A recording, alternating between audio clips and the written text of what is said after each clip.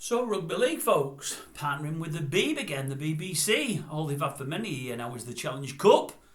Turns out that BBC have won the rights to partner Rugby League alongside Sky as the junior partner there and taken the games away from Channel 4. And I look forward to it. Obviously you've got a bigger platform on the Beeb. Nothing bad about that. I believe they're going to be showing 16 live games during the course of the year. And they're also going to show 2 from the playoffs. And I also believe they're going to show extended highlights of every game 24 hours after each match finishes. That can only be good. Hopefully brings us to a greater audience, which is what the game needs.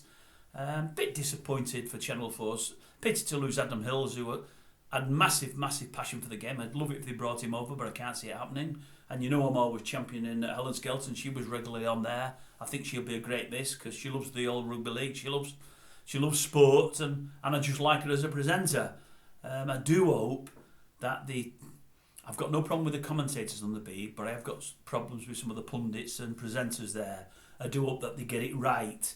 There's some there that are brilliant. There's a couple that are brilliant, but there's 2 or 3 that I think are crap, and they take the game backwards. They'd be passionate, they love it, but the things they say and the way that they speak doesn't help the game, for me anyway. But no, it's a brand new dawn, and that's always a good thing.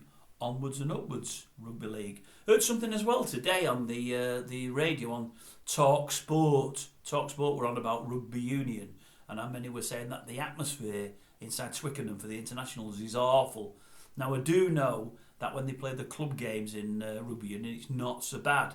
But what I will say is, for me, it's absolutely nowhere near the atmosphere you get on a weekly basis in the Super League for the Rugby League. It's just phenomenal in Super League. I mean, even the games that are only sort of half or 3/4 full, they generate much more atmosphere per man than Rugby Union ever does. It's only a pity that we can't expand the game even more. You know, Rugby Union, unfortunately, is the one with all the money now and the one that has expanded. And obviously they've got the internationals, which are great. We're the poor neighbour, unfortunately, but it's a shame because the passion showed with fans in Rugby League is absolutely fantastic. It really is. You get many of these top Aussies coming over from Australia, and the thing that they love about coming over here more than anything else is the fans, is the atmosphere, is the noise. They love it. They don't even have it in Australia, where it's, in Australia, for those that don't know it, Rugby League is the biggest game in the whole of Australia. That's how big it is. It's a shame it's such a poor neighbour over here. But for all it's the biggest game in Australia, the fans are nothing like the fans in the northwest here. They're unbelievable here. And France, for that matter. And France, let's not forget Catalan. But no, I thought to myself when I heard that on TalkSport this morning, I thought if only they'd seen some club games in Rugby League, they'd really get a good idea of what an atmosphere is all about. They really would. But anyway, it's at the Beeb, away from Channel 4.